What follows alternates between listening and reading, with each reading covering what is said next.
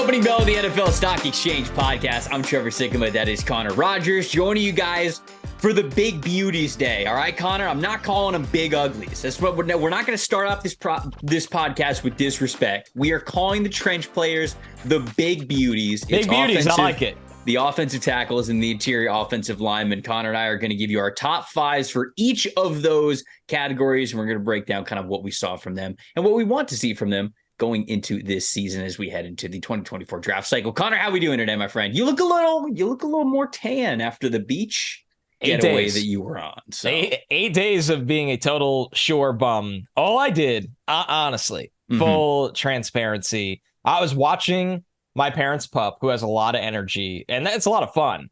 It's a lot of fun, but I've told you this before, Trevor. I don't like jump out of bed at 5 a.m. anymore. I'm not on that schedule. I'm a bit of a night owl. So this is the week of the year and he's good. He's gotten a lot better since now he's 3. When he was 1 and I used to watch him, it was like 5 a.m. Like we're, running down to the water. But I was getting up earlier than usual. So I'd wake up, take him out, get my morning workout in. Nice. And if I wasn't at the beach or drinking beers, I was watching the Big Beauties. It was Big Beauties week. So it was a lot of fun. I got some sun finally. You'll see my tan will last about 3.5 hours. I'll probably be back to being pale by the end of this show. But it's exciting, man, and we got an interesting class here because I think a lot of the preseason round 1 hype, when mock drafts come out, and they usually around August, everybody starts firing off a preseason mock. You'll hear a lot of the tackle names, I think, from today's show, and that alone makes this pretty interesting for us to do this exercise of how they stack, where we project them, and how things ultimately will go. Yeah, no matter what, whether it's a strong offensive line class or a weak offensive line class, there's always a lot of intrigue and there's always a lot of things to unpack because football is still won and lost in the trenches, right? I mean, like that's where a lot of the premium positions lie. If you can win up front, you can do so many different things on both the offense and defensive side of the ball, but particularly for this episode, offense. And so when these guys are really good, you're talking about, well, how many can we fit into the top 10, top 12, whatever it is? And when the class isn't very good, that doesn't change how many teams might have offensive line needs in the league. So you might have teams reaching for certain traits or certain qualities that have these guys projecting well to, even if it's just one scheme, like an inside zone scheme or more of a power scheme or a team that really wants to run the ball, a team that really wants to pass the ball, whatever it is. And so we're going to have, I think, both sides of that conversation because the offensive tackle class, really notable at the top. A lot of names that are a lot of fun to talk about, and we're going to dig into that as we get into our top fives. But the interior offensive line class, I think you and I might differ in our rankings there than maybe any other position. I'm going to go out on a limb and I'm going to say any other position that we do throughout summer scouting, I think we're going to have a lot of differing opinions when we go through interior offensive line, just because it's so up in the air. There isn't this clear cut 5 guys in the class. There's a lot to kind of unpack. So I don't know. Do you want to start with offensive tackles? You want to start with interior offensive line? I will give you the floor as we kind of get into this group. I think tackles, because there's star power here. Yeah, is that, what I mean? There absolutely is. And it's not to take away. It probably makes, for people listening, the interior players more interesting because you'll hear names that you just never hear.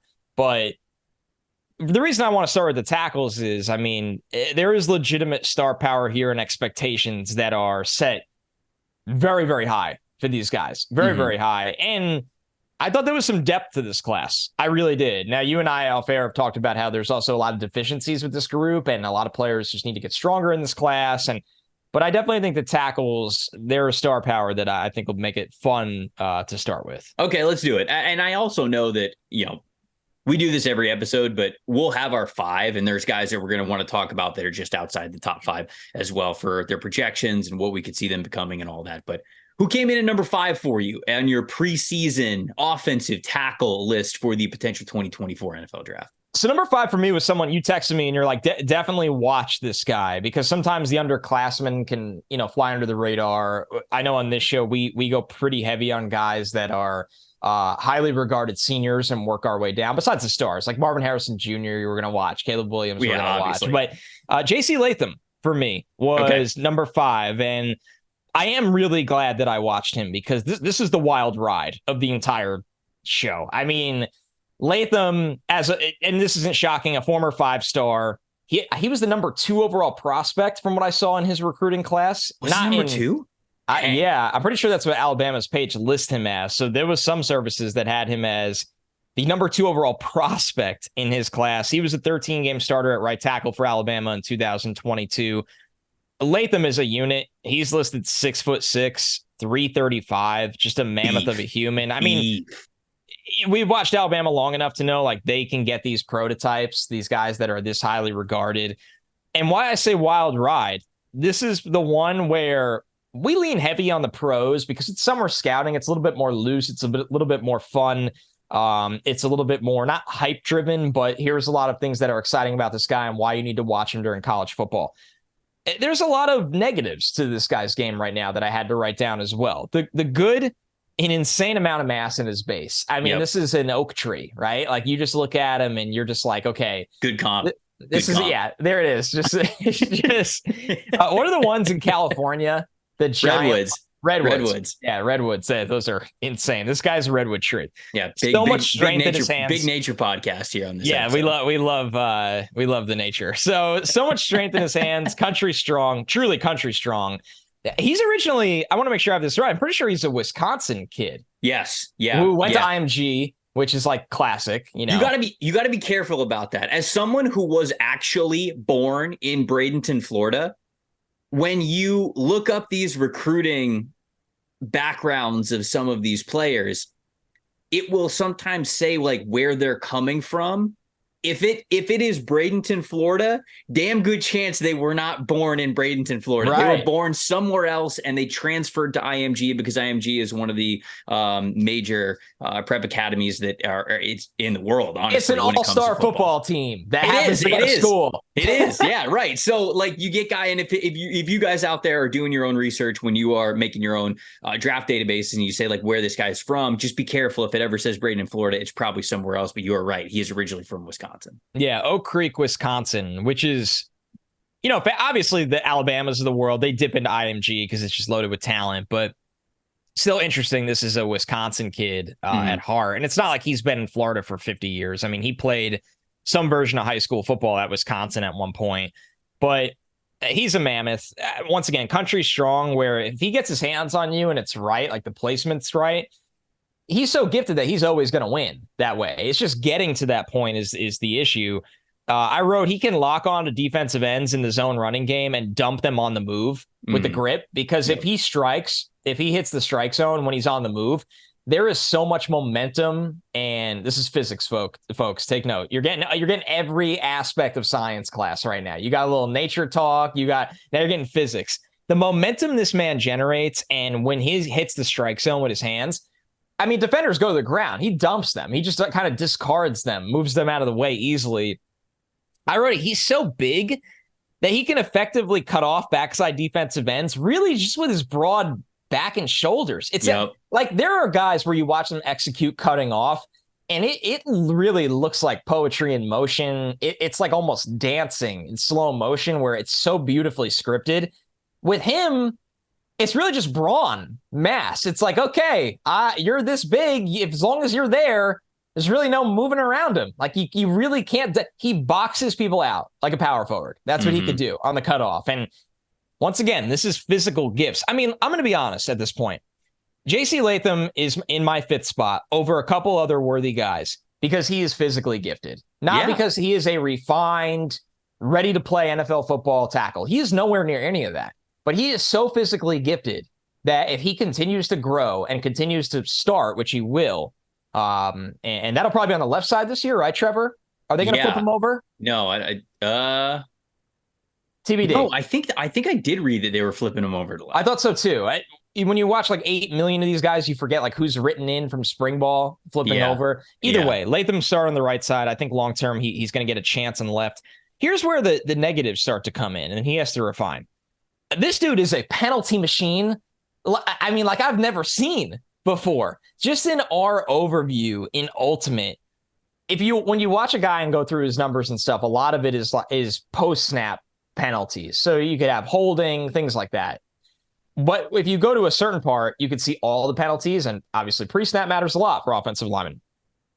He had 11 that you could watch through, and that's counting ones that could be, obviously taken off the board and turned down. But when you look at the false starts, they are so consistent week by week that I'm wondering, is he worried about speed right now, right? Does he not trust his ability to get into his pass set and take on speed? Because it's not like he had a false start this week, okay, and then November came around. It's pretty much weekly at this point from what I watch. And Alabama fans know what I'm talking about, because I feel like Alabama fans saw this guy and it was Jekyll and Hyde, where one play he'd be the best player on the field, and the next play he'd put you from 3rd and 3 into 3rd and 8 or whatever it may be. The field awareness is a step behind his talent and physical ability. Everything is just, he's not seeing and understanding where everything's coming from at times. He's just reacting with his physical talent. Speed rushers were able, so this is where I match the penalty problem with the actual, okay, that is a problem. Speed rushers cross his face, and they cross his face a lot. And the quarterback, pretty good quarterback. You ever hear of him? He went number 1 overall. He reset the pocket really well, that it probably didn't show up on his offensive line stats like it typically would. It might be a hurry, like at worst. But a less elusive, twitchy quarterback, and those might be quarterback hits and sacks once in a while. I wrote down, my final thing is high variance player that runs so damn hot and cold. But he's young. He's young. He was a first-year starter. Yeah. He's loaded with traits, Trevor. He's just loaded up with traits. But if he has the same year he had in 2022, he's not a first or a second round pick at all. But if he takes strides, he is so fit. He'll walk into the combine and every NFL offensive line coach will be like, that is what I want at starting at either tackle spot for me. Right. Yeah. And I'm very curious to know how you saw him, because he was the guy you texted me and said, make sure you watch JC Lathan. And you didn't, it wasn't loaded. You weren't like, he's so good, he's so bad. It was just, make sure you watch him. Yeah. I try not to, anytime there is somebody that I want you to watch one way or the other, I try not to sway on it, and that's why, people get a kick out of us revealing our rankings for the first time when we actually do the podcast. It's because we want our eyes to be independent of a lot of things that we're hearing, and obviously just chit-chatting back and forth. So when we talk about these guys, it's a lot of us talking about them for the first time. I saw him very similarly to you. I have him at 4. So it's kind of a good segue into the conversation. I'll go back to who I have at number 5 in a second, but we might as well talk about him here for conversation's sake. You're right. I mean, the physical gifts are the part that you loved. And I would echo basically everything that you said. A lot of what he does really well right now is he's a smooth mover for a guy who's almost, whatever it is, mid 330s, almost pushing 340. Bro, he's probably 340, man. But like, dude can move. I mean, like on the hoof, he is smooth. He's coordinated. Like you said, he knows how to wall people off, whether it's linebackers, whether it's defensive linemen. All of that is super alluring. And he's very, very difficult to get around, especially when that pocket is moving to the left or right. So I think he generates really good power from his lower half as well when he was asked to do combo blocks and duo blocks and just running power up the middle, even with him as a puller. Like, this dude had a ton of strength to him. And when he made contact, you could tell he was truly generating that from the lower half of his body, going all the way up through his chest and through his hands to really displace these guys. And so that part of it is super alluring. I don't know if I'd agree with you when you say, like, hey, if he has another year exactly like we saw last year, he wouldn't be a first or second round pick. Good point. He'd probably be a second round pick, You're right? I mean, right. at least you got to bet on these guys, but I think I wouldn't take them in the first 2 rounds. To your point, you're right. But to your point, I would say that when things, how should I put this? He needs to anticipate better. He needs to be comfortable when things don't go well for him right away. The best offensive tackles in all of college football, and then, of course, throughout the draft process, and then even getting into the pro level, are the ones who, no matter what move the defensive lineman puts on you, you don't panic. And unfortunately, I think there's a decent amount of panic to Latham's game right now, or at least there's a decent amount of anticipation that needs to be a lot better. You go and watch that Auburn game specifically. Very early in the game, Derek Hall punches this dude in the mouth. Now, not literally, but he goes he goes straight into Latham's chest, and he's like, I know you're 340, and I know that nobody really challenges you at your chest. But guess what we're doing today? We're going straight at you. And Latham wasn't ready for it. And Derek Hall bull rushed him straight back into the quarterback. And from that moment on, you can see in the plays that followed, Lathan was kind of psyching himself out a little bit. He was like, oh, wait a second. My weight is not enough to neutralize what Hall and Woolen are able to do as they're coming at me. And so you saw him give up his technique, and again, panic seems like the wrong word, but almost panic in a sense. Get away from you being confident that you could say, okay, if they come into my chest again, here's what I'm going to do. I'm going to get a little bit lower. I'm going to keep my head up. I'm going to anchor. I'm going to stick my feet in the ground, and I'm going to use that leverage against them, and I'm going to lift them up so they can't push me back anymore. That's all. I am way oversimplifying it. It is much more difficult to do than that. But still fair. I say that to say instead, what Lathan often did was when the Auburn edge rushers, no matter who it was, whether it was Hall or somebody else, started to come at him, you could see that he would dip his head. He would almost like go into like a launch mode, and he would try to launch himself at them to try to counter what would be the bull rush, because he was like, okay, well, Auburn's going to try to bull rush me all game. Then what happened? What you exactly brought up a couple of minutes ago. They went across his face. They hit an inside move. They swam right by him. And all of a sudden, he's pushing at air, and the guy's running around him, disrupting Bryce Young. So that was something about Lathan that I noticed, not just in the Auburn game, but other ones as well. He just needs to be more calm and confident in the abilities that he has. And like you mentioned, he is young. So it is to be expected that that can get a lot better. But to your point, not that he wouldn't be drafted highly, because we know it's a trait-based draft. That's what all drafts are about. You're betting on a lot of what guys can be. But if you were to take Lathan and try to put him in the NFL right now, wouldn't go well, especially against the most technical pass rushers and the pass rushers that really have great plans going into it, counter plans, all of that. So he's a ways away from really achieving his potential. But I want to end this part of his evaluation by saying that potential is huge, man. I think he is incredibly gifted physically. I think everything is there for him, and especially starting in the SEC, even though there are criticisms of his game, there are things to critique. Putting out what he put out last year as a first-time starter at right tackle, first-time full-time starter at right tackle, it's good. It's a good baseline. Yeah. So I want to see him take that next step this year. I did look it up while you were reading.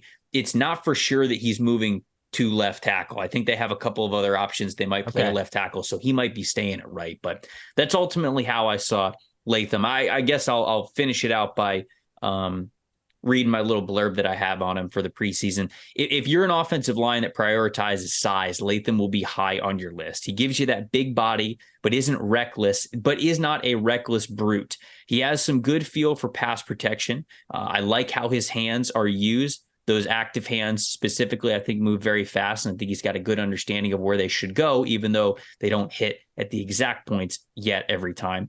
His bigger and thicker frame can open him up to get beat from wide rushes when they counter inside, but overall, he shows starter traits for the next level. So that's what I thought on Lathan. No doubt about that. And to kind of end this before I go to you for your number 5, the glass half full, because I think we talked a lot about things he needs to work on. The glass half full is this is a guy with raw ability that if he gets 25% better this year, it's probably a top 15 pick. Oh, yeah. Yeah. You're like that. If he gets 25% better, he's a top 20 pick. So that's a nice place to be if you're young JC Lathan right now. Who do you got at 5? So I have Jordan Morgan at 5, the redshirt senior from Arizona. Now, I know you watched him because we cross-referenced a little bit of some of the guys that we were watching, but 3-star offensive tackle prospect from the state of Arizona. Also competed in the shot put in track and field. I always like to see if guys had track and field backgrounds, and he did. You know, he wasn't out here running the 100-meter, but he was a shot put guy. That's often what you see from the offensive tackles. Some interesting PFF stats for him before I kind of get into the film. Really low pass blocking grades in his first 3 years. And he also had really low run blocking grades. Pass blocking grades in, 2019 and 2020, he didn't play a ton. He had 47 snaps in 2019, pass blocking snaps, I should say, so specific. 47 in 2019, 101 in 2020. He had a 60.5 passing grade in 2019, a 35.1 pass blocking grade in 2020. In 2021, when he became a first-time starter, it's a little better, not really. 55.6 pass blocking grade. That's not great. Run blocking grade as well in that 2020 season, 53.3. Both of those scores, not great, Cotton. But last year, way better. 82.0 pass blocking grade, which is a massive leap in a category that is so technical and that you play so many snaps, over 400 snaps to be exact, and a 78.6 run blocking grade. So this guy got better as an offensive tackle across the board. He was in no way on my draftable radar last year. Same. But the year before, I should say, 2021, I really did not think about Jordan Morgan as a draft eligible guy, but now I definitely can see that. He only allowed 1 sack on those 443 pass blocking snaps. So obviously a really great note there. Size, 6'4.5", 306 pounds. Those are below the 50th percentile in both of them. It's small for a tackle. 15th percentile in height and 24th percentile in weight. But when guys are lighter, you have to say, okay, you better be able to move well. He moves well. Ooh, I think that he is a smooth mover. And that's something that is one of his calling cards for sure, especially in zone blocking schemes. I feel like he was really able to thrive, whether it was inside zone or outside zone. You can get him to be a valuable part of moving a pocket left or right.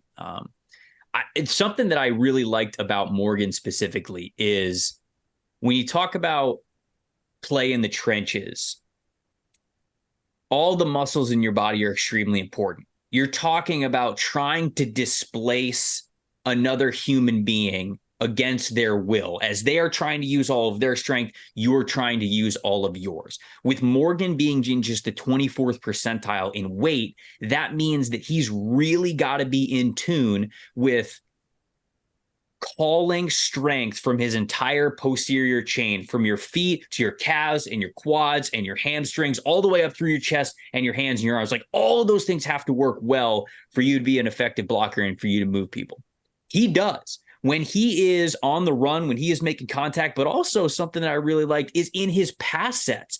He is very comfortable staying in a squatted position. So when guys come at him, if somebody comes into his chest, he is able to immediately sink his hips, get his hands inside, and boom, neutralize him a little bit, hopefully pop him up and neutralize him with some leverage, but anchor very, very quickly. And then when it comes to just pass sets overall, if people are trying to long arm him, if they're trying to swipe the hands away, whatever it is, and he is the one who gets to dictate the contact, he's going to do so because he's from a squatted stance, boom, straight into their chest and punch them with as much power as possible. So that's something that you want to see. That was a technique part of his game that I really, really appreciated.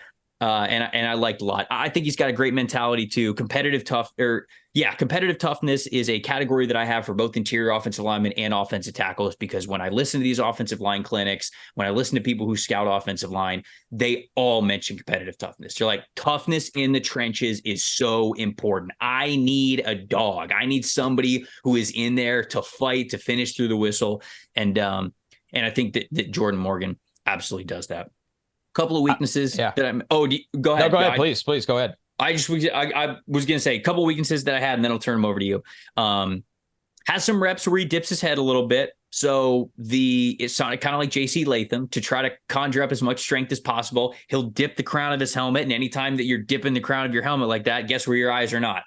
On the target. So that gives defensive ends and edge rushers who are coming in, if they have it in their mind to hit a counter on you, to move inside, to swim by you, you're giving them the green light to do that. So you don't want to drop your eyes. You want to keep your eyes on contact and be able to get strength in a different way. Can sometimes swing his arms. Again, I think that he's weighing 306 pounds. He's trying to generate as much power as possible. So instead, you'll see his hands kind of be by his side, but then think of it like a throwing motion. How a throwing motion for quarterbacks is, you want it to be compact. You want the ball, as it comes in their hand, you want it up kind of by the shoulders. And when they are whipping it around, getting in their throwing motion, you don't want them dipping it all the way down to their hip. Think about Tim Tebow. A lot of people got after Tim Tebow because the throwing motion was so long.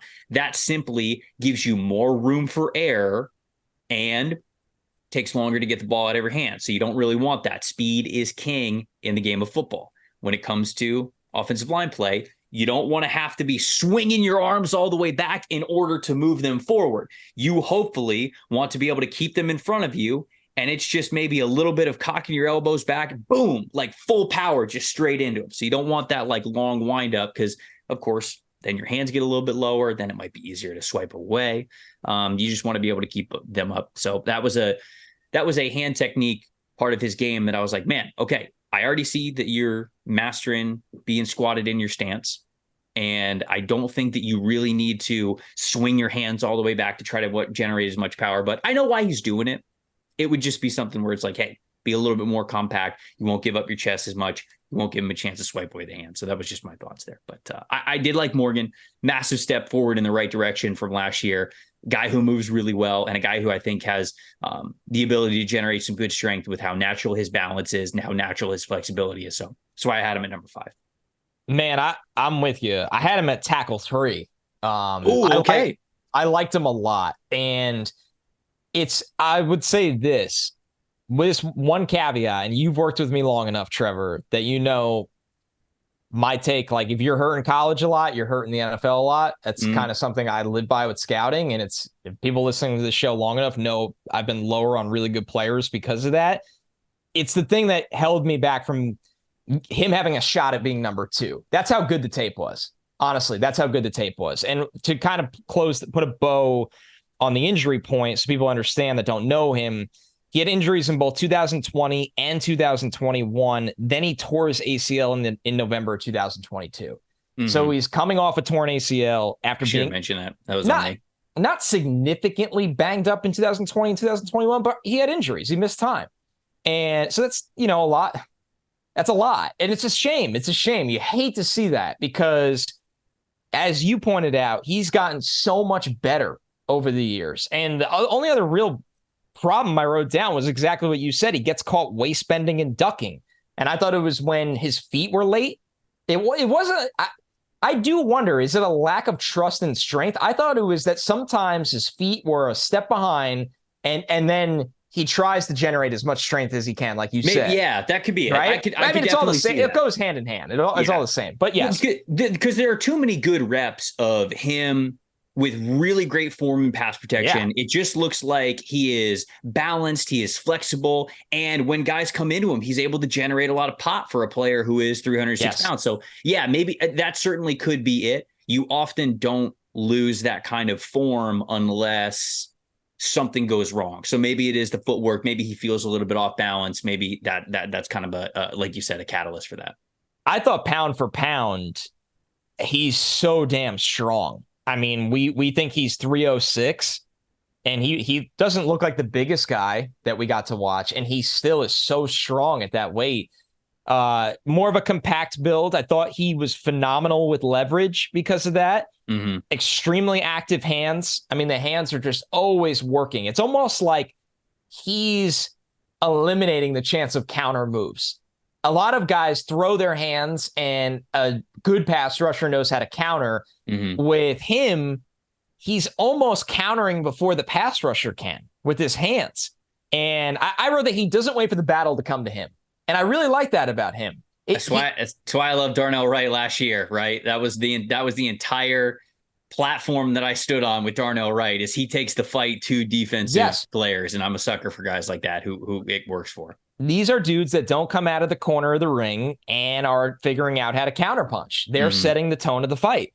Plus awareness against stunts and twists. There are a lot of guys in college that they're just not there mentally, peripheral vision, awareness. It's hard as hell. You see guys screwed up in the NFL all the time. For this dude, the awareness was phenomenal.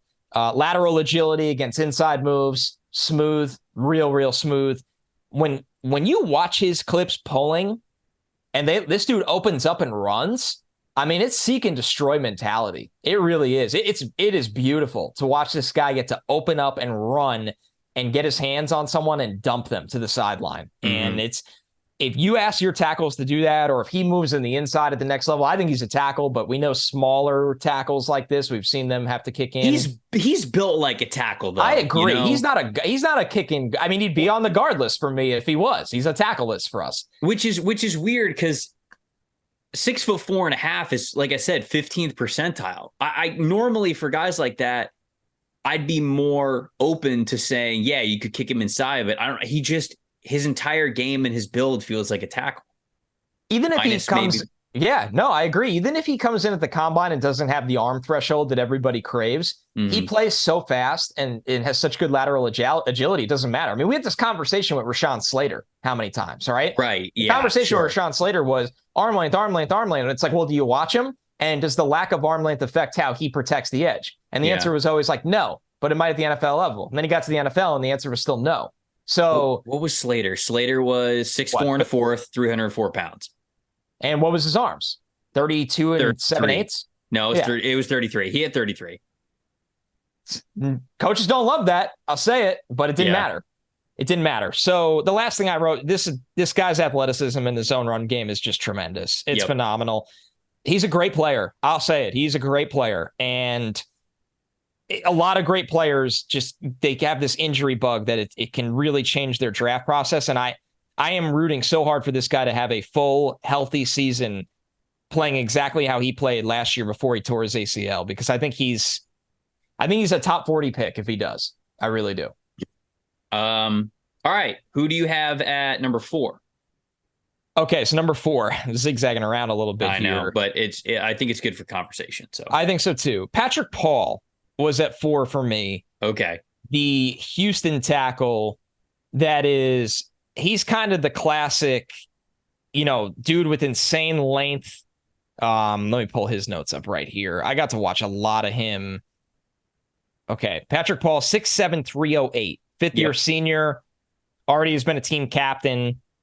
If you recognize the name, his brother Chris was the Tulsa offensive lineman drafted in the 7th round in 2022 by the Commanders.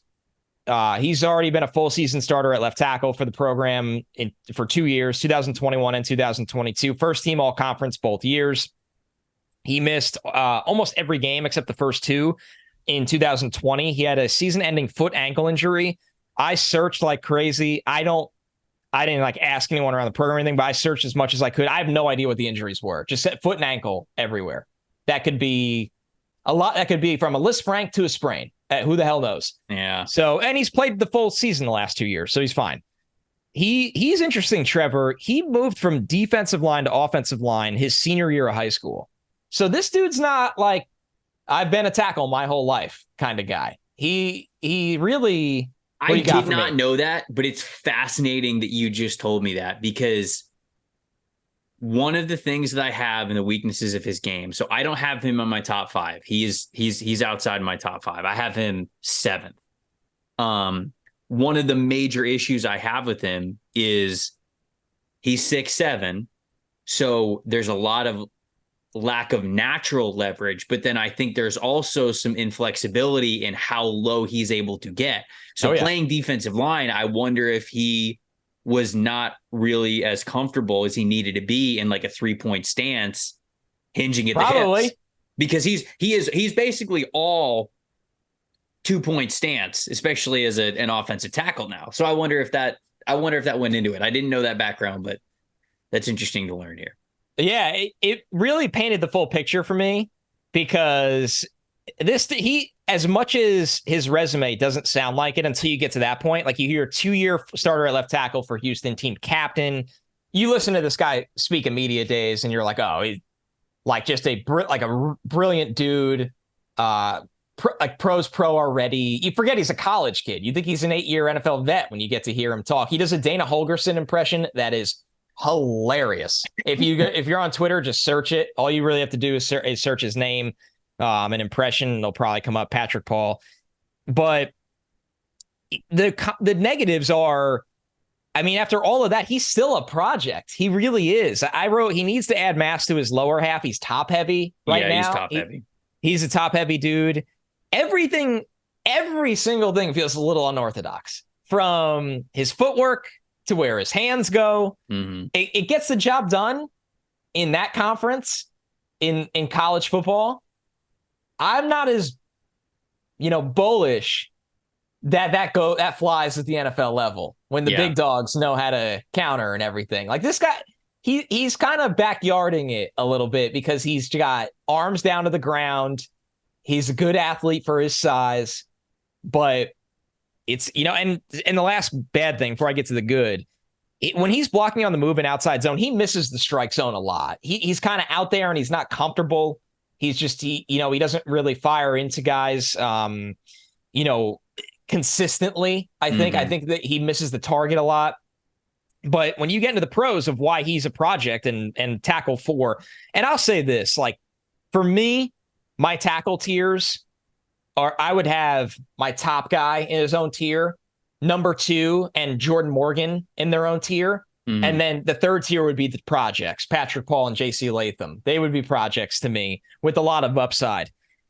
He's got exceptional length. It's Inspector Gadget arms out there. I mean, it really is. And Jim Nagy tweeted that his arms are 36 3/8. So you see it on tape and it sounds like that's the way it is with actual measurements. Adequate mover at that size. He's just a hard human to get around, right? Yeah. Like, how many dudes are 6'7", that size, with arms that just 3 door frames, right? 3 door frames. He's hard to get around. He's battle tested, this guy. He had some matchups with Tyree Wilson, and I thought he got the better of the matchups. Like, there's one rep that Tyree was had a decent rep against him, but when you look at the full sample size, I was more impressed with what Patrick Paul was able to do. I definitely watched the Texas Tech game because I wanted to see how he did against Tyree Wilson. That was one of the things where I don't think he overwhelmingly lost to Tyree Wilson or anything like that. I thought it was a pretty even matchup.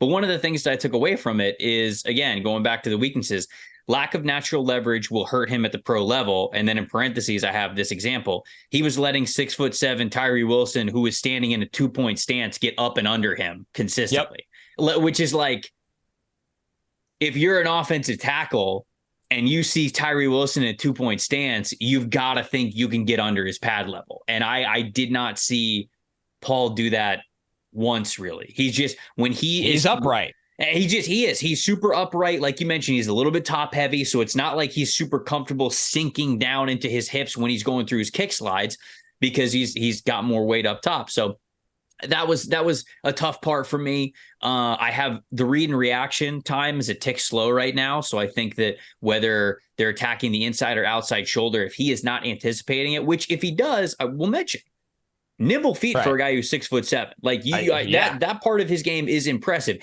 If he can anticipate where you are moving, he can mirror you a little bit for a 6'7" guy, which I thought was super impressive. But if he is not anticipating, that's just so much mass. It's so much of his frame that he is trying to move, and it just comes off as a tick slow when he's reading, reacting. I also said the hand placement's way too wide for him right now. I mean, he gives up his chest way too easy. And I think he gives up his chest, again, a little bit like JC Latham, where Latham doesn't have this same sort of problem, but in the same sense of the conversation that we were saying, where it's like, okay, guys don't normally push me back very far.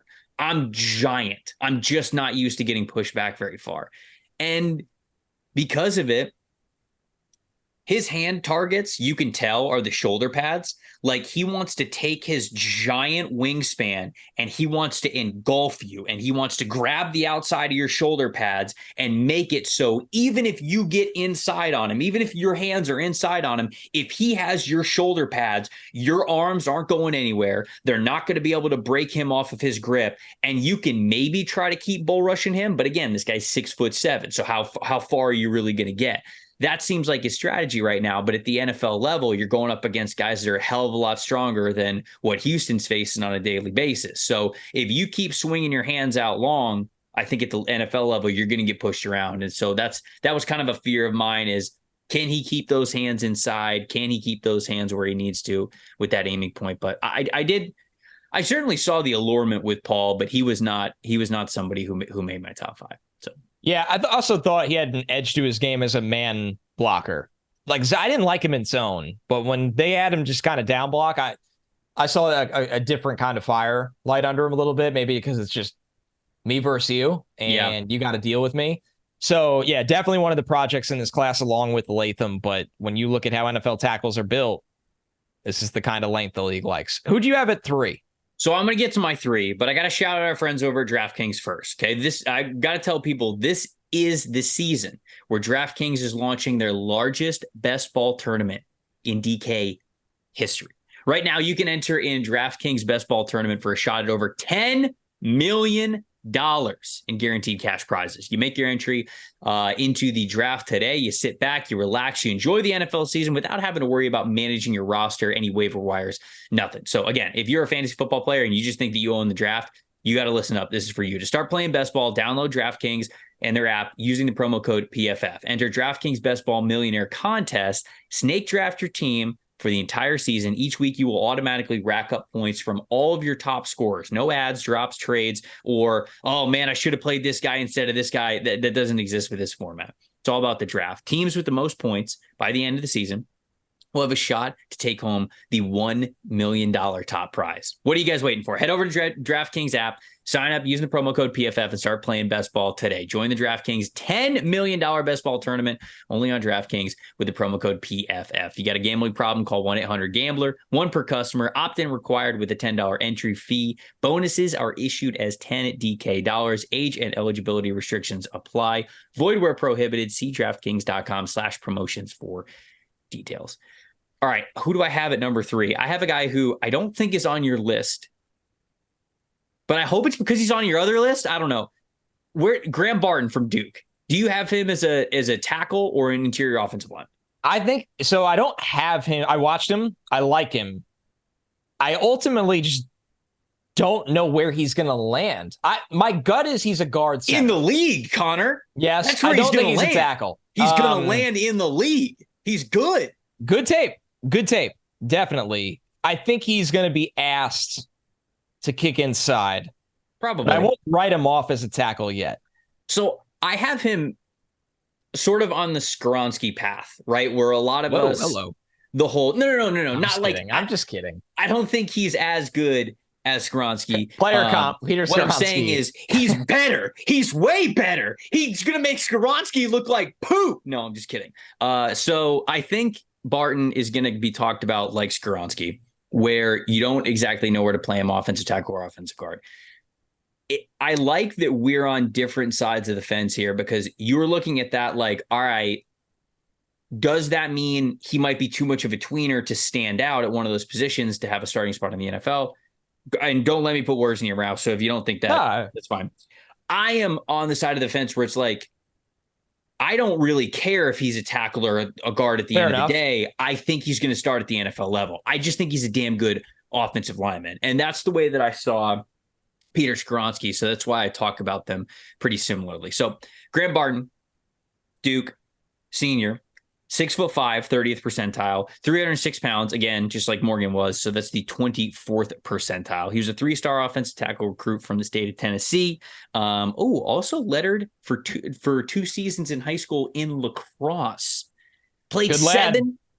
Played 6. Yeah. I'm taking it back. He's IOL 1.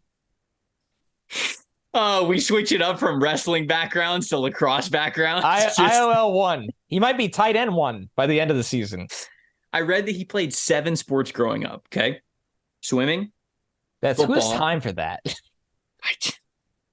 Keep going. Don't. I need to hear how we get to 7. Football. Lacrosse, I mentioned.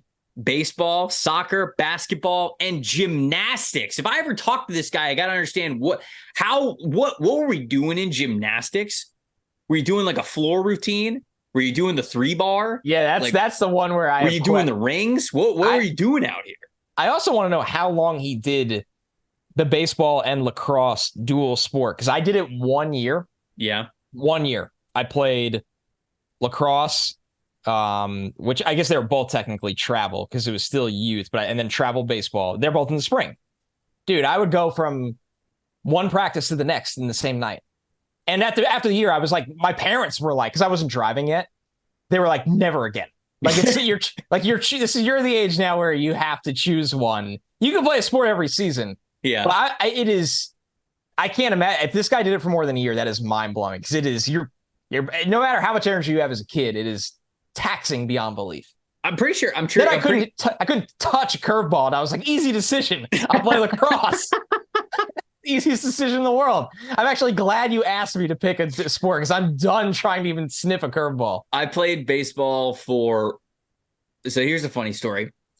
I played like T-ball, obviously, growing up. And when we moved from years later, when we moved from pitching machine to live pitching, I was like, all right, I'm out. I don't want to, I'm done with baseball. I don't really When care kids about are just it that getting much hit anyways. all the time because nobody could throw a strike. Yeah. And it's I'm the just worst like, part of baseball. Like, right. When you grow from the face of like, okay, let's let the 11-year-olds pitch or whatever age it was, I don't remember. It's like, this will be fun. And then you get hit like 4 times in a week and you're like, this sucks. I hate it. So I was done. I didn't really care that much about baseball, but like I'd like to think I'm coordinated enough to where, you know, like I've played intramural softball a ton and like, you know, throw the baseball around, all that stuff, like wiffle ball with the family, like all that kind of stuff. But that was the last time I played baseball. And then when I was a sophomore, no, I was a freshman in high school. We had 20-something kids on our varsity baseball team. And 12 of them received D's or F's in their final report cards of the semester and were ineligible to play the sport the following semester because they failed classes. And you're not allowed to participate in sports this semester after you fail a class. So we had 12 kids from the baseball team become ineligible. So the coach basically calling anybody, and I went to a small high school anyways. We had like 200, 300 kids. I don't remember who went to the high school. And so he's called basically anybody who's played any other sport for the school. And so I played baseball that one year and I did not get a hit. Varsity as a 9th grader? Yes. Nightmare fuel. Dude, these pitchers were making me look like I had never opened my eyes a day in my life. Like I was trying to hit a piñata blindfolded. That's what I was trying to do. That's with some of these pitches. So anyways, Graham Barton. Really funny. Like a really funny thing to happen that you played a season of varsity baseball as a 9th grader. Yeah. Really because so many other people were ineligible and you were like, okay. And to relate to you, I 1 year filled in on a travel team that was at least 2 or 3 years age above me because it was like they needed one extra player and they knew I would do it. I'm like half the size because it's one of those weird age differences. Dude, I swear, like I probably had like 9 at-bats. I think 8 of them I just tried to bunt. Like I just tried to drag a bunt out because I couldn't sniff what these kids were throwing 3 years older than me. Like you. I just gave, I'm like, and it worked like once. I got like a drag bunt hit and I was like, season's complete. One practice, we were doing like the sign memorization, right? So like what would be manager, but he's a coach at the high school level. Like he'd do the signs, like he tapped the nose, the chest, the shoulders, the ears, the mouth, or whatever. And he just like do it very subtly. And we're doing it throughout practice. And if he called upon you and he did the sequence and you couldn't tell what that command was, like, are you bunting? Are you swinging away? Like, are you taking the pitch? Like, what are you doing? If you couldn't tell him, you had to go run. I was, I think, 0 for 7 on remembering what the signs were. And be like, Coach, this isn't even my fucking sport. You called me. You called me. You don't get to treat me like a real baseball player. No shot. Now that I'm thinking about it, it wasn't the full season because I'm like, I didn't play a full season because I didn't get that many at bats. Like I probably only played like 10 games or something, but it sounds like hell, to be honest with you. Like I'm thinking of a sport that I didn't do and being asked to do that. And I'm in 9th grade against 11th and 12th graders. It was like asking me to join the swim team if I couldn't swim. You're the only kid with swimmies on doing the backstroke with swimmies on. Somebody give me swimmies. But we didn't have anyone else. Somebody give me swimmies for the batter's box, brother. They should have brought out a tee for you. Oh man, that's a wild story. I'm glad we got that one out of you. It's truly insane. So Graham Graham Barton, Barton. of course, an easy transition back into Graham Barton. Who we talk about asking him questions. I believe Max Chadwick did an interview with him over at pff.com if you want to listen to his background and everything, because he seems like an awesome dude. So go check it out over at pff.com. Some PFF stats about the Duke offensive tackle: 90.7 overall grade in 2022, 86.1 pass blocking grade, 87.1 run blocking grade. Only allowed 2 sacks on 475 pass blocking snaps. 2 highest run blocking grades came from both inside and outside zone calls. Also played 435 snaps at center his true freshman season. So anybody who wants to project him inside, he's got a little bit of experience there on the interior. Love this dude's mentality, man. I mean, you will notice a trend when we get to interior offensive line as well. I'm prioritizing guys who I think can just like have some strength and be mean cusses on the offensive line. And this dude has the ability to do it. I think his grip strength is fantastic. When he gets his hands where he wants them, I mean, it's over. And what I also really appreciated with him is you can tell that some offensive linemen are being taught different hand aiming points. Some of them think that just inside leverage is king. Like get both of those hands underneath the armpits of the defenders, and you've got them completely controlled. Solidify your grip on them, and they're not going to be able to get you off of them. That's the place you want to be. There's another camp or another way to look at it where, especially if you're playing offensive tackle, for anybody out there that hasn't yet, I would recommend go watching Joe Thomas's NFL Films little short that they have on YouTube with Brian Baldinger. And he talks about hand placement. And Joe Thomas talks about how he doesn't necessarily want to get both of his hands on the inside, because that leaves him susceptible for the hands to be free from the defenders. And he actually thought it had a little bit less control, especially when guys were trying to attack his outside shoulder. So what he would do is he would have his inside hand. So think about it. The rusher is going to his outside. So let's say his left shoulder. So he would have his inside hand. So his right hand, the aiming point would be the defender's bicep. So his hand would hit the bicep, and then it would naturally move up the arm underneath the shoulder pad to where he could grip the shoulder pad, and then the other hand would go on the opposite pec of the defender. So if you think about it, if you visualize that, and you go watch the video, you will see then that he has total control of that defender if he is able to get his hands like that, because both of his hands at that point are going to be pronated. So if it's an underhand grip, it's pronated. If it is an overhand grip, it is supinated.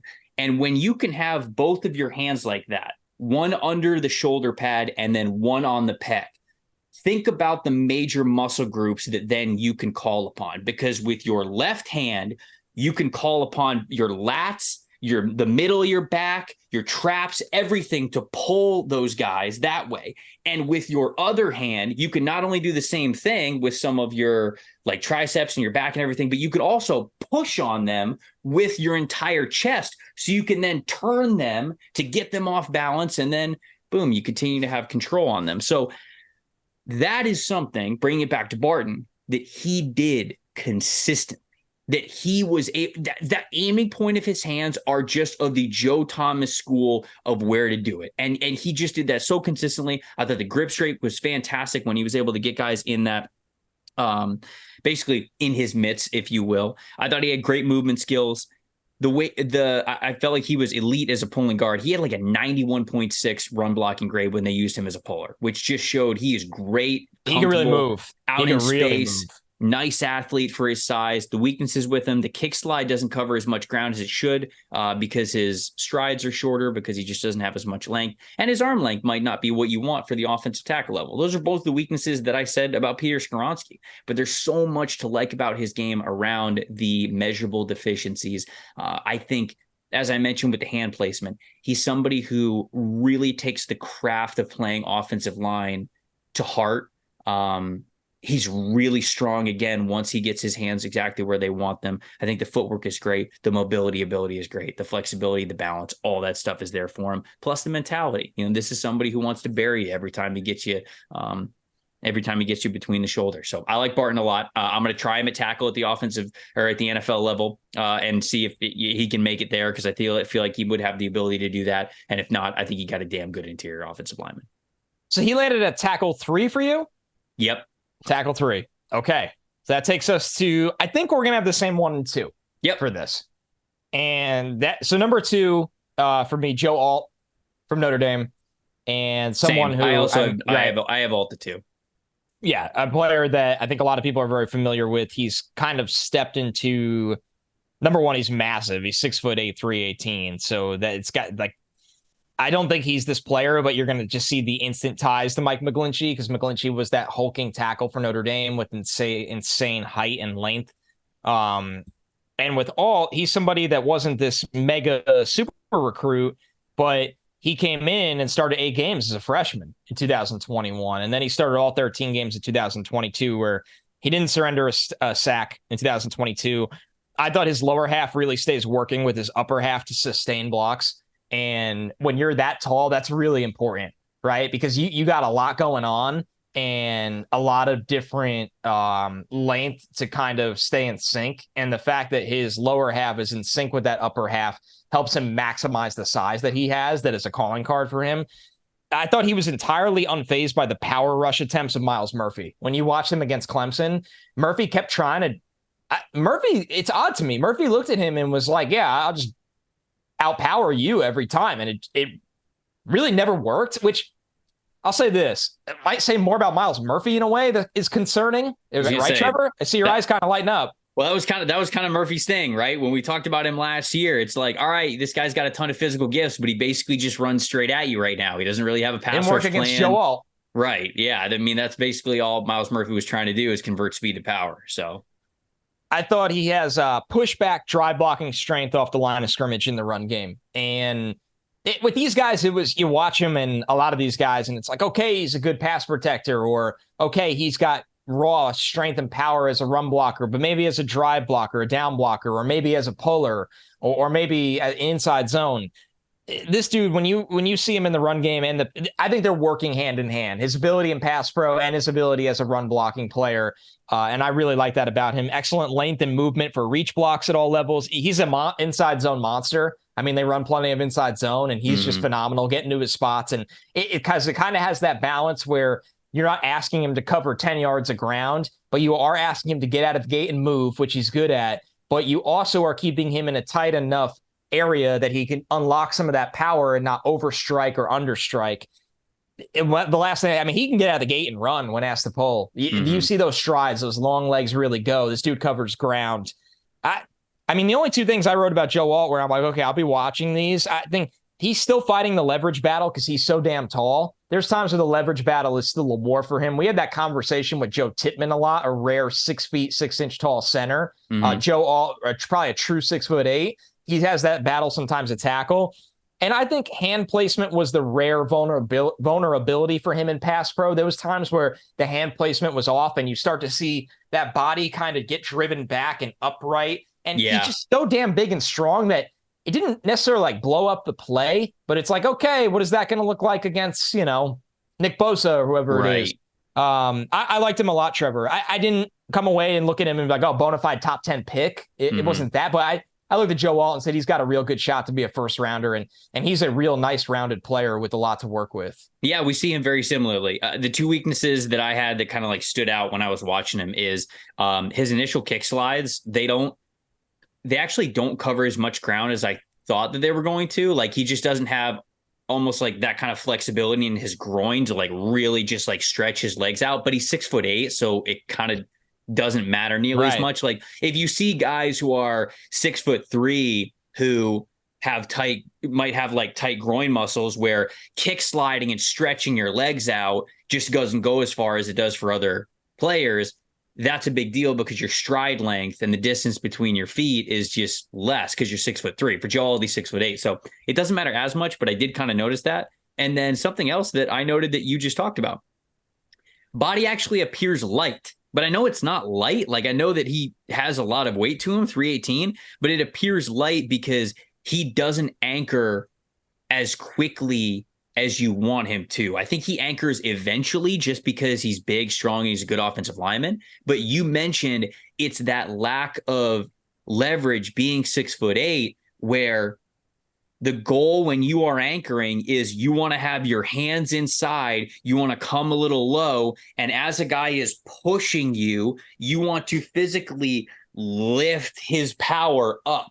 That's what the point of leverage is. So you are getting your hands inside, and as they're coming at you, you want to take all their power. Instead of allowing their power to come straight through your chest, you just want to get low, angle it up so their power is just going upwards.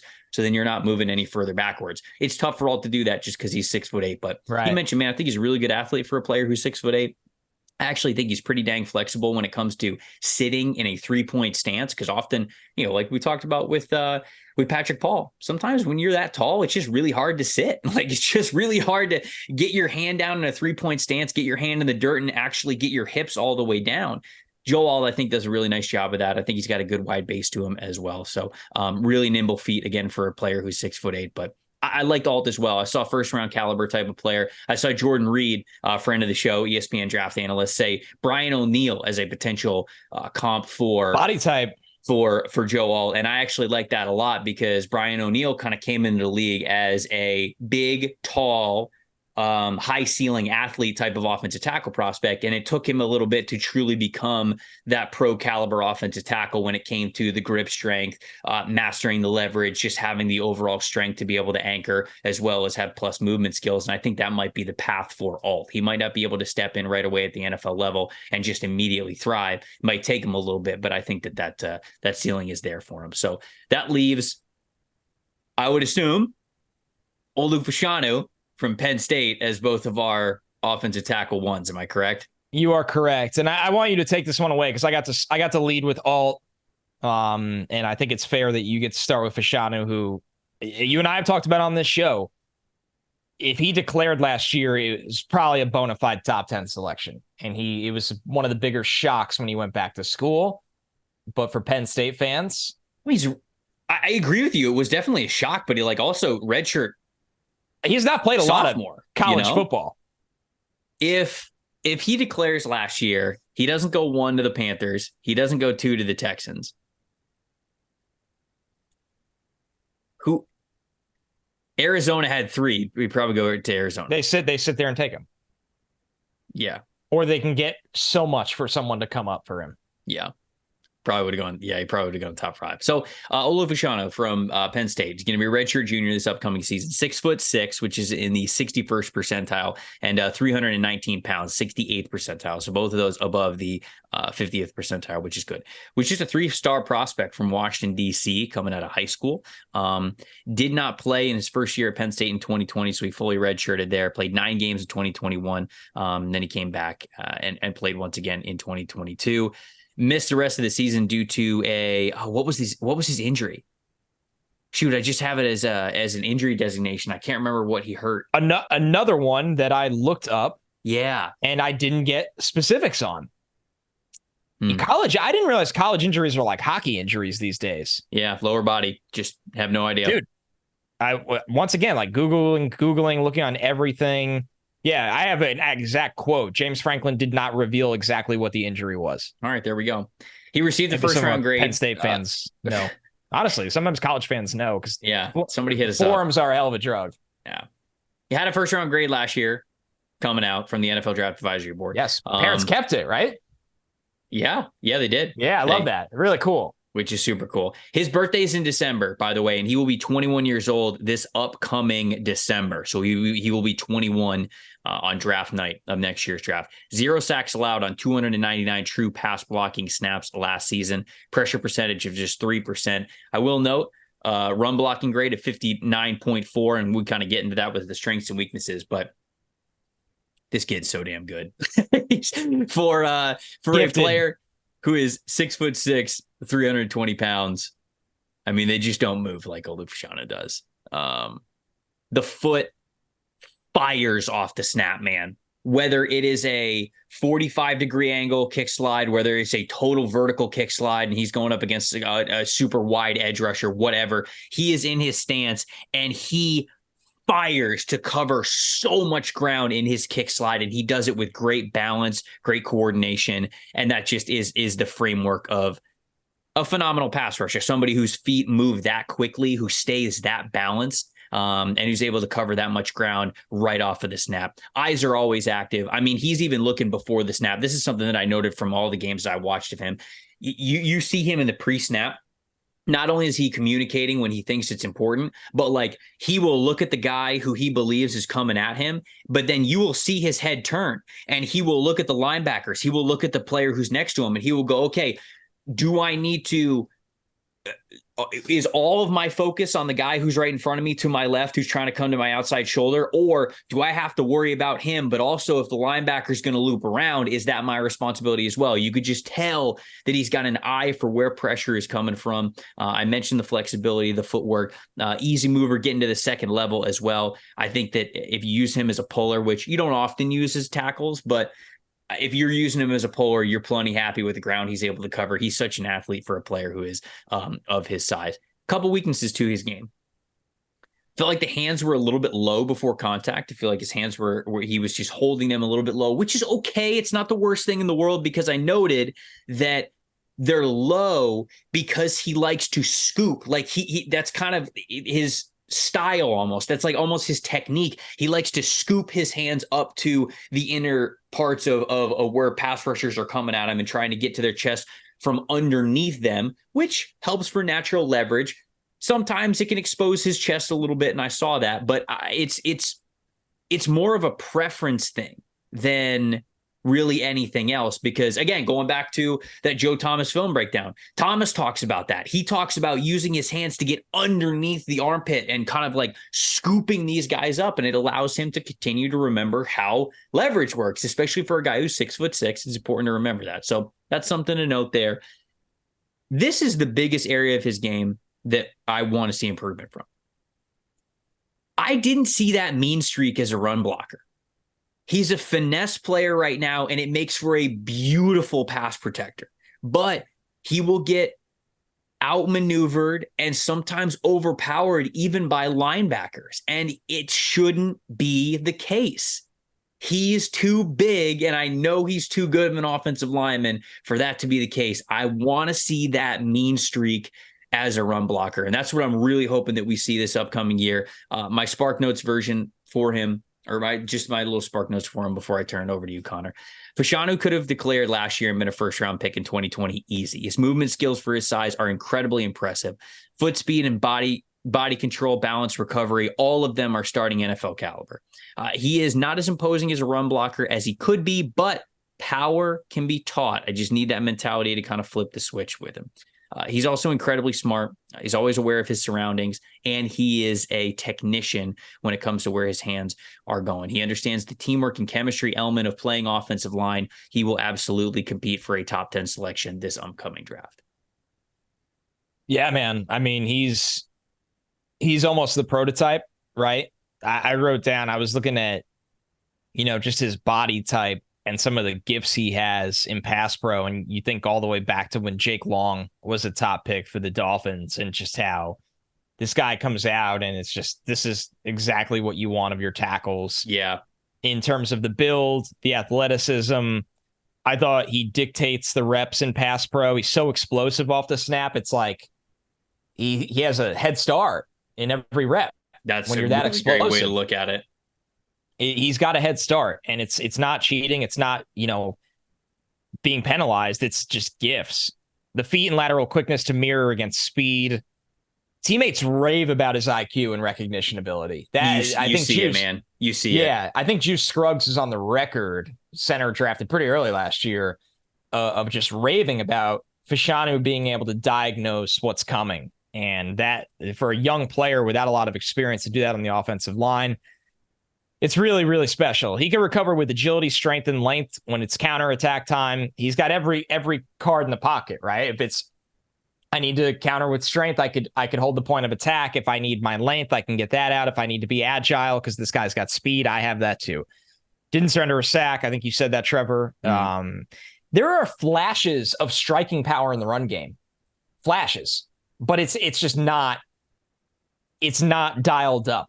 enough. And if he finds that, you have a I need prototype prospect. I need Patches O'Houlihan to go up to him like in the movie Dodgeball and just go up to the guy who wears the goggles and says, like, I need you to get mean, you know? Yep. I need you to get angry. That's what I want to see out of Olu Fashanu, because then he can take over a dodgeball game and he can take over a drive as an offensive tackle. That's 100%.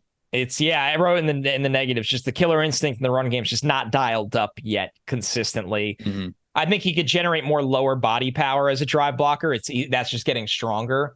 Before we close the book on the tackles, the story on him from The Athletic from Audrey Snyder, the beginning is just phenomenal. To sum it up, the football coaches were just watching him play basketball, and they were just bugging the hell out of his father to play football. And his father basically just like stopped answering the phone and stopped answering them. And then his first day, I believe this is of high school, his dad goes, I dropped him off in the morning. At the end of the day, around 4:00, I called him and said, okay, I'm coming to pick you up. He said, no, Dad, I can't go. Early in the morning when I went to class, coach came in and handed me all this football gear. And Anthony laughs and says, it's his dad. That's how Olu's football career started. So it was just, he couldn't escape it. He was basketball. His dad was all about that. They weren't really about football. And then they got him to play, and the rest is history. I mean, the kid was late to the sport. He was a 3-star recruit, and now he's a bona fide top pick. So it's awesome. He's awesome. His family seems awesome. He's smart. He's gifted. If he continues to get even an ounce better, he'll be as high as you can grade a prospect on the tackle position, I think, or close to it. Anybody else for tackles that you want to shout out before we move to interior offensive linemen? I got at least one that I definitely want to shout out. I'll throw one out there quick. Okay. Brandon Coleman from TCU. I know he was on the fence about declaring last year. He ends up going back to school. The numbers in terms of what he gave up in pass pro aren't the prettiest, but when you watch him in the Natty against Georgia, he had a really, really good game. He's got really, really a really strong anchor with the lower mass that he has. He's played guard and tackle. I think he's going to be a top 65 pick. Okay. All right. I wanted to shout out Amarius Mims, the right tackle from Georgia. Broderick Jones obviously got a lot of the hype last year, but Mims himself, a 5-star offensive tackle prospect who is starting to figure it out. And I think a lot of the positives that you had for Patrick Paul, those exist with Mims, but they exist with SEC competition, SEC tape, SEC athleticism. Mims is 6'7", 330 pounds. So Paul was 6'7", 308. So he's even bigger than Paul is. And I think Mims is more flexible. I think he's more balanced. I think he's faster. Like, I think he's a better athlete overall. So there's a 5-star that went to Georgia. Good chance. Yeah. So I think that like Mims is somebody who could have a huge jump of a year because of what I saw last year. There's a lot of I mean, like there's a lot of some inconsistencies with him, but man, when you talk about ball of clay, guy that you want to bet on, Mims is somebody that you absolutely want to bet on. Before we get to offensive line, got to talk to the good people about what Manscaped is calling smooth sack summer.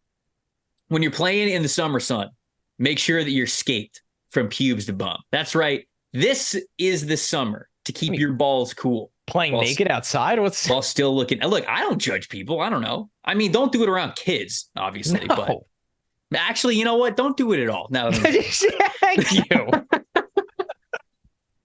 You can do it in your house, though. That's fine with me. Yeah. The leaders in below the waist grooming are making sure that we all have a ball this summer by giving our pants partners everything they need to stay fresh. You can dive in headfirst to smooth sack summer by going over to manscaped.com for 20% off and free shipping if you use the promo code PFF. The Manscaped Performance Package 4.0 has everything that you need to prepare that summer body. They built the ultimate grooming tool for your summer, the Lawnmower 4.0. It includes cutting-edge ceramic blade to reduce grooming accidents thanks to their advanced skin-safe technology.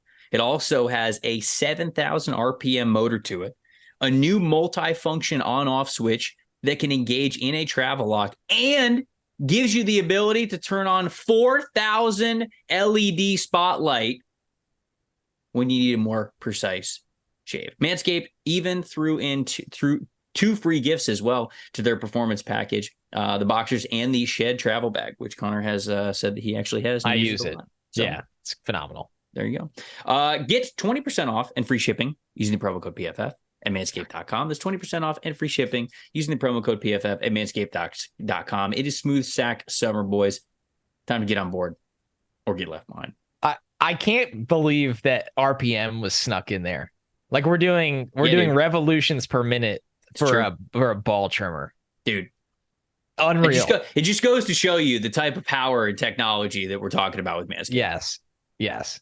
Full throttle. That's why they're the leader, folks. That's why they're the leader. So for interior offensive line, because I think that our conversations are going to be so different here. So quick.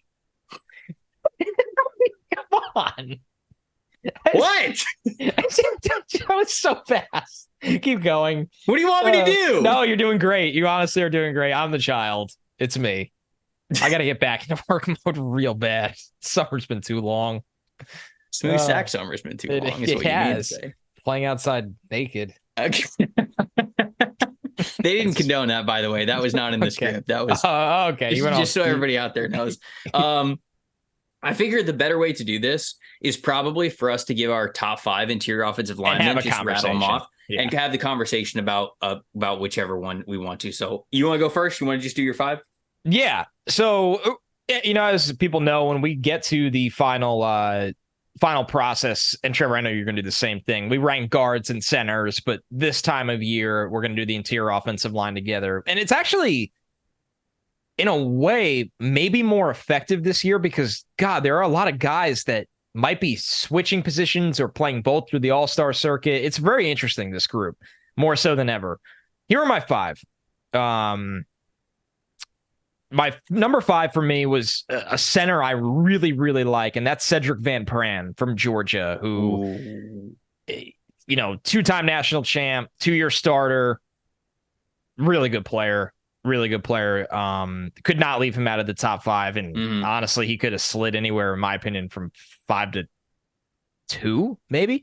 Number 4, is it Javion Cohen? Yes, Javion Cohen. Who me and you were texting a lot about Cohen.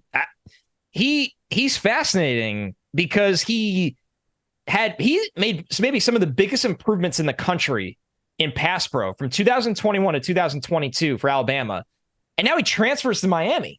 So great for Miami, but I thought this dude could have been a really important piece for Alabama this year. I know you felt the same, Trevor. So he was number 4 for me. He's a guard. So Van Pran, the center from Georgia, Cohen, the guard from Alabama that will play for Miami this year. Number 3 for me, Zach Frazier, the center from West Virginia. Maybe my favorite surprise of, who I got to watch. Not that I had massive or low expectations. He was great. He's a really talented player, a true center. Cooper Beebe was number 2 for me. We talked so much about him last summer. He was very highly regarded for us in last summer's summer scouting show. The exact quote from us, and you're going to hear it again, was, "I've seen what I needed to see at this level. I wish I got to see him challenged at a higher level more often because it's almost boring." Number 1 for me, Troy Fontenot from Washington. He's a tackle right now. Wow, you got him that high? Yeah, nice. I am assuming he's going to play guard at the next level. That's what a lot of the rumbling is. He's a tackle at college, but he's a phenomenal football player. And my number 1 interior offensive lineman going into the year. Okay. And your reaction is probably how a lot of people will feel. But when you turn on the tape from last year, that dude's got it all. Because you go through his deficiencies and you're like, okay, all of his deficiencies will be completely eliminated, I think, from a move inside. But it's the classic, we're in the pack, we need a tackle. He's going to play tackle for us right now. So I don't totally agree, but I do like Fontenot a lot. I have him at 5. So he was 5 for me. I went back and forth between him and Zach Zinter from Michigan, and they're kind of 2 different players. Zinter's got a lot of power. I just think he's a really solid overall player. Right. And that group is great, the Michigan group. I know, yeah. And he just he is somebody who the game comes very easy to him. I think he's got starting caliber traits at the NFL level. I don't know if he's ever going to be this blow you away focal point of an interior offensive line in the league, but he'll be a starting player, I think. So what'd you say? Steady Eddie. Yeah, that's what I thought. But I went back and forth with him at 5 and 6. Steady Zinter? No, didn't land. No, I don't think that works. But Fashanu from Washington, I have him at 5, and I agree. He is so alluring. I'm a little worried about him because he's listed at 6'3.5", 219. And 319. Sorry, 319. Of course. He was probably 219 in 5th grade. I would indeed be worried if he was 219. So he's 319. And when I look at his frame, when I look at his frame versus his game, I still think that he needs to get stronger. I still think that he needs to be more of a people mover to be a full-time interior offensive lineman. And I don't know how much more weight he's going to put on than 320. But maybe he's listed at 320 and he played lighter last year. I don't know. You're going to find a theme in my rankings here. I am heavily weighing interior offensive line towards strength and power because I just didn't see a lot of it with a lot of these players. And Troy is one of those dudes who I think he's a really great mover. I love his mentality. He is a lightning bolt, a firebug, like whatever you want to call it. Like he is just a spark plug in that offensive line. Yeah. And he has so much energy for it. He has so much passion for it. I love his mentality. I just don't want him to get pushed around in the middle. Like I think that he can't play offensive tackle because he does not have the reach. He does not have the length to play offensive tackle. Protect the edge. He will not be able to play it at the NFL level. But I think that he's good enough of an offensive lineman to play somewhere. How much more weight can you throw on him? How much stronger can he get? Because if you tell me he can get stronger, I'm a lot closer to where you have him at number 1 than where I currently have him at number 5 because I like him a lot. But that's why I have him at number 5. So this is, again, we're flipping everything on our head. You had Fashanu at 1 and you had BB at 2, right? So you had BB at 4? I had BB at 4. Yeah. And Cooper BB, kind of the way that we looked at him last year. Super wide base, really nice footwork, can mirror and match with guys in front of him. I just didn't think he played with a lot of power. And I did not think he went up against a lot of power while playing in the Big 12. Now, I will say this. I don't want to take this away from him. The Alabama game, which I went to watch specifically for this reason, he was up to the challenge. He played well. I still didn't see him like moving dudes because he's more of a master of angles. Like he will position his body exactly the way it needs to be positioned to where even if he's not moving you off a spot, he's making it real annoying for you to get around him. And chances are the running back's probably going to have enough time to just run up the gap wherever it is. So he's more of a guy who understands angles. He's more of a geometry guy than he is somebody who's just going to physically dominate you. But I wondered if the physical profile is going to be something that really holds him back from being successful at the NFL level. His testing's massive. I'll say it right now. Yeah, because he has to test really, really well. Christian Mahogany from Boston College is 3 for me. Dude, I freaking love him. And he's guard 4 for me. Okay. So guard 3 made the list in Cohen. So he'd probably be IOL 6. Okay. I mean, without the injury last year, I thought last summer he was on his way to being a top 60 pick. Yeah. So he tore his ACL in a home workout, unfortunately, before last season. So we haven't seen him play football since 2021, but that 2021 film is nice. He's 6'6", 333 pounds. Both of those numbers are in the 93rd percentile for interior offensive linemen. This dude moves people. Like, I think he's got a lot of power to his game, and I could even tell you that he could even pack more of a punch to it if he had a little bit more of a, again, like I feel dumb saying that these guys don't have mean streaks. They play in the trenches and they get their bodies beat up and they're displacing guys all the time. But like, I like Mahogany so much. I think that he's got even more room to be a massive people mover and a power player. So I love the power ability to him. He aces the off the bus test with the height and the weight. Got great anchor ability, especially when it comes to guys who are coming from the second level, linebackers. He neutralizes those immediately. He's super attentive to where pressure is coming.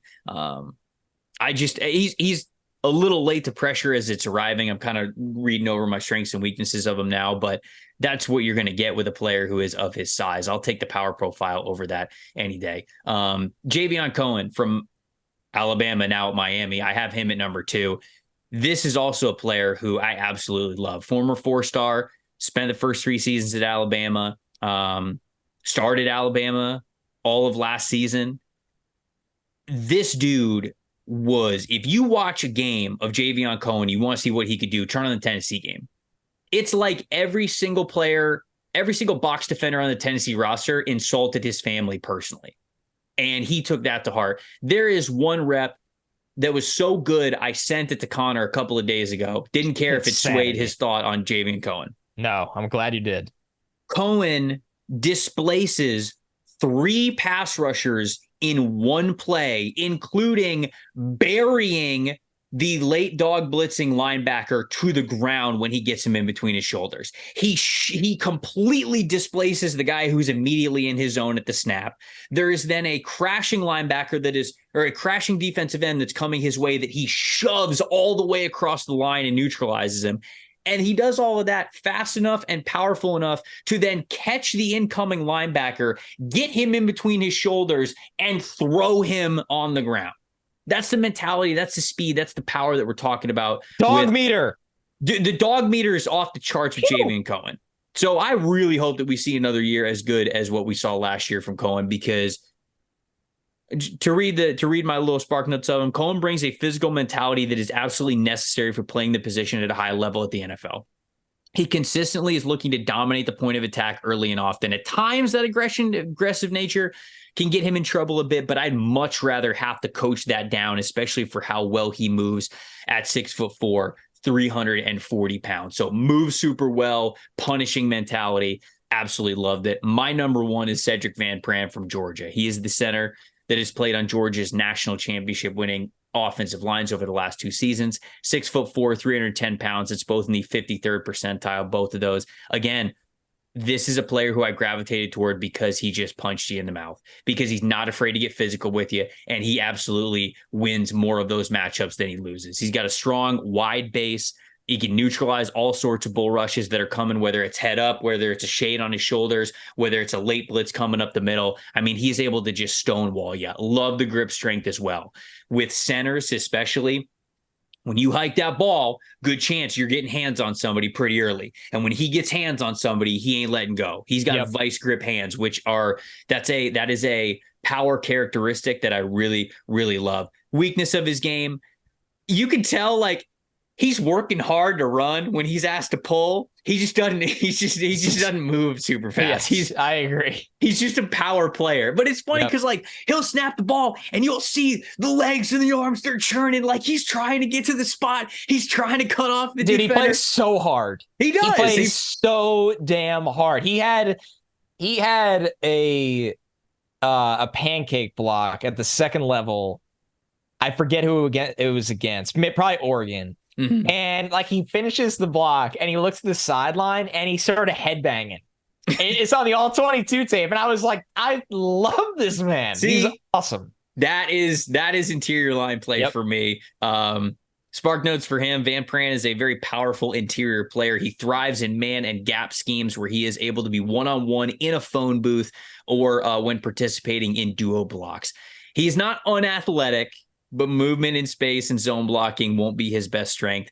His competitive toughness, his fight within him will give him the potential to be a starter at the NFL level at either guard or center. So the 5 for me, we've got two finesse players at 5 and 4 with Fashanu and Cooper Beebe. And then 3, 2, 1 for me, it was just the players that showed the ability to play with power, because that is such a necessary part of playing on the interior, specifically at the NFL level. And, you know, we can discuss these 5 guys and we can discuss some of the guys that weren't in our top 5s as well.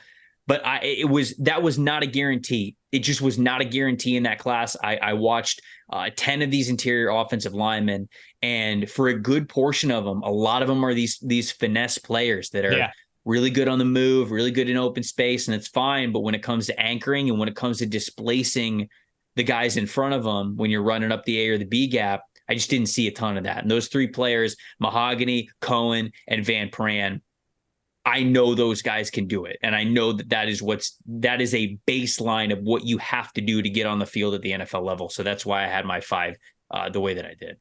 I like it. The one guy I would add in that I'll talk about is Zach Frazier from West Virginia, the 4th-year junior. I didn't get to watch him. So I got to watch him. He fits a lot of what you like. I mean, 33 career starts. He started 9 games at left guard in 2020. 25 total starts at center from 2021 to 2022. 4-time high school state champion wrestler. Oh, yeah. You already know. So beautiful. Unique amount of college experience along the interior of the offensive line for a player going into his 4th year. I thought he had to do a lot of heavy lifting. I thought the guard play next to him in pass pro, it just felt like he had to make up for a lot of lapses sometimes there. Mm-hmm. Even strength from head to toe, which, wrestling background, nothing really surprises you there. Just even strength from head to toe. He's very square when blocking, very balanced when blocking, plus peripheral vision, Iron Man kind of guy, just always out there, can play all 3 interior spots. And here's the thing, Trevor, to your point, played up to top competition such as Siaki Ika and Kalijah Cansey. When I saw that, I'm like, great, cool. Signed, sealed, delivered. I think Frazier will be a top 3 center in this class. Him and Van Pran, I feel very, very confident in this center class because we've just seen it from them out there, and they're in for big years. They'll probably go through the All-Star circuit. I'll throw in 2 more guys that are total finesse athletic types at center, getting away from Frazier and Van Pran. Dylan McMahon from NC State. He's a weird one because I love what he could do at center, but last year, so 6'3" and 1/8, 295. So you're almost in like, it's light. Well, Illinois was it Green? It went to the Steelers. I can't remember his first name. Sorry, last name was Green.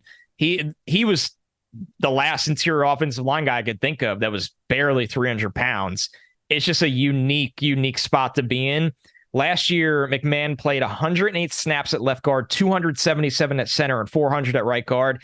I don't think that's a good recipe to set your player up for success, but obviously a team guy. He's a center at the next level at that size, top tier quickness that it really shines at the center position, but he's a middleweight fighting in the heavyweight arena.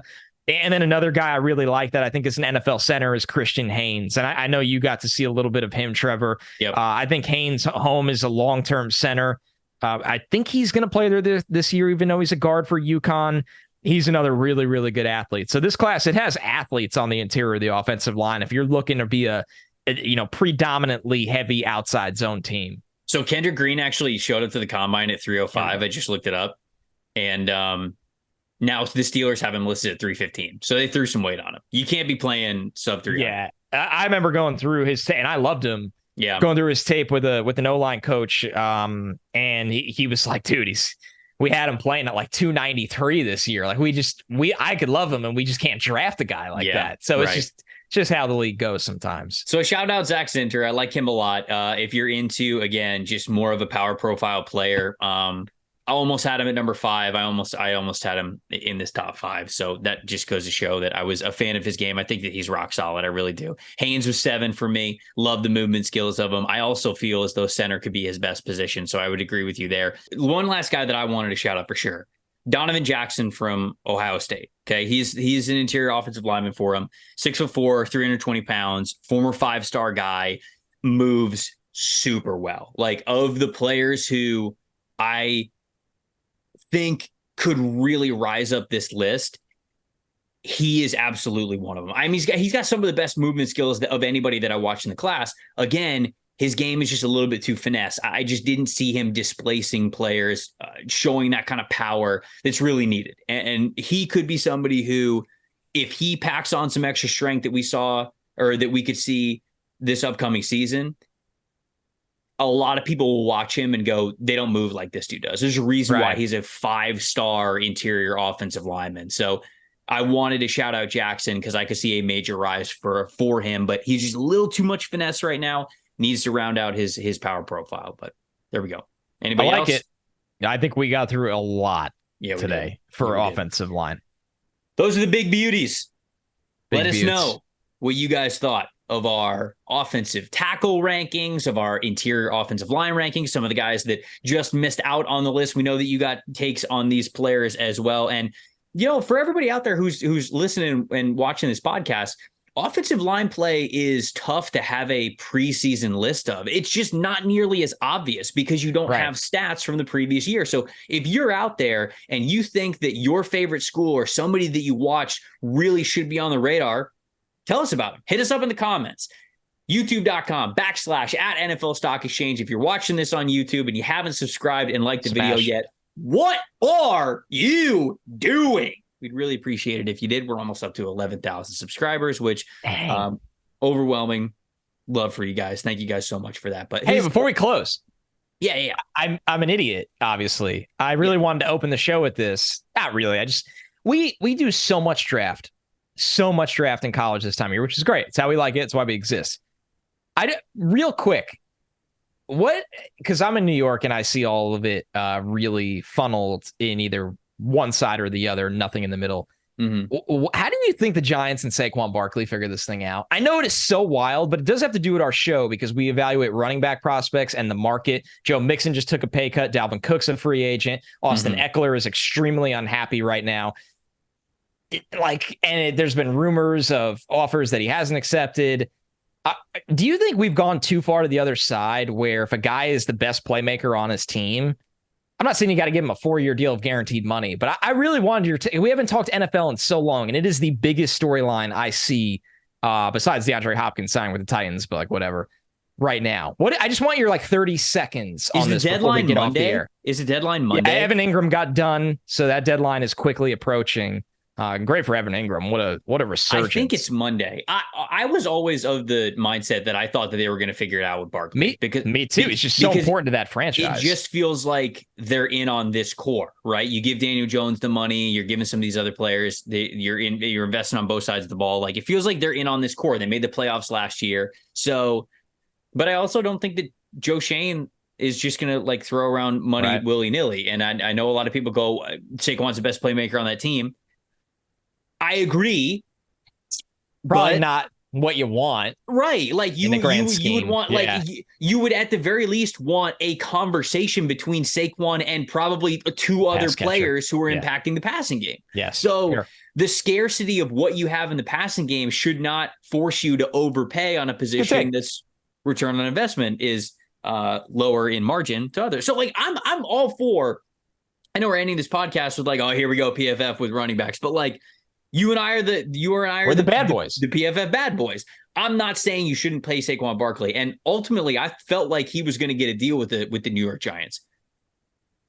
I just don't know exactly what he's digging his heels in for. If the offers have been absolute, I'm not going to pretend to have. No, that's the thing. No one knows every single offer. So I don't know. I think they're going to pay him. I think that he's going to be in New York for a while. That's just my take, but. Yeah. All right. I'm glad I asked your 2 cents because it is just a revolving topic, and I think this, especially for this show and these listeners, the conversation to me is about the future of the position more than Saquon Barkley and the Giants, and it's fascinating to watch. I think it's also about the future development of the team. I think a major factor of this is Saquon Barkley is the best playmaker on the team right now. It shouldn't be Saquon far. For as talented as Saquon is, it shouldn't be Saquon's the best playmaker on the team, no question about it. Right. The roster should be better. The roster should have a couple of guys in the passing attack to where you go, okay, well, it's a conversation between 3 of them. And if it's a conversation between 3 of them, are you selling out all the money for Saquon still? No. If you are, then okay, then make the deal. But if not, don't hamstring your team from getting better the way that it needs to get better. So. If you also hate running backs, hit us up in the YouTube comments. If you guys are listening on audio only, we still love you. You can hit us up on Instagram, on Twitter, on Threads, even though I haven't logged into Threads in 6 days. It's dead. It's all Tampa Bay. Rest in peace. Connor J. Rogers. Threads died so fast. I talked to Trevor, I'm you on Threads? He's like, dude, I'm firing memes. You gotta start threading. I'm like, all right, fine, I'll start threading. 3 days later, nobody's sent out a thread. It's literally collecting cobwebs. It's dead. It's dead, folks. Maybe it's not. Hell of a run. Summer scouting's not dead, even though we were done with the offensive side of the ball. We were flipping over to defense. And as we often do on this podcast, we don't know what we're doing. No, really, we have no idea. We don't know if we're doing edge rushers or interior defensive linemen. Maybe we'll just have to wait and let it be a surprise. When you guys see the episode drop, boom, that's the like position. Suckers. And then you got to run and watch the video. Connor, anything else before we get out of here? No. I already shot one random topic at you. That's all I got in the holster. I'm glad that sentence ended with you shooting a topic and not something else, because I thought that we were about to incriminate you as a co-host here on this podcast. Oh, no. I almost got the sweaty sack summer almost got me off the show. I'm done. I'm out of words for one fine evening on the stock exchange. I'm Trevor Sikkema. That's Connor Rogers. Thank you guys so much for watching and listening to the NFL Stock Exchange podcast. See you guys next time.